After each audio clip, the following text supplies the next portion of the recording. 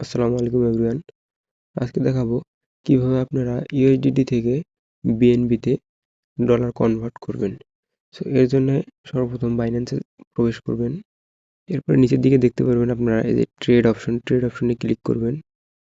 এরপর আপনারা উপরের দিকে দেখবেন এই যে কনভার্ট থাকবে এরকম অপশন।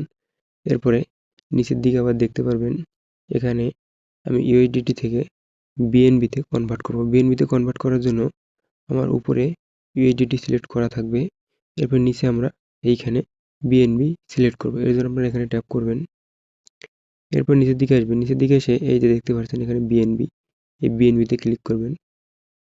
এরপর আপনারা এখানে কতটুকু ইউএসডিটি বিএনবিতে কনভার্ট করবেন সেটুকু বসিয়ে দিবেন। আমি যেহেতু 10 সেন্ট বিএনবিতে কনভার্ট করব, এর জন্য আমি উপরে 10 সেন্ট সিলেক্ট করব। এরপরে দেখতে পাচ্ছেন আমার এখানে উপরের দিকে 10 সেন্ট সিলেক্ট করার পরে নিচ দিকে কন্টিনিউ ট্যাপ করলে এরকম একটি অপশন আসবে।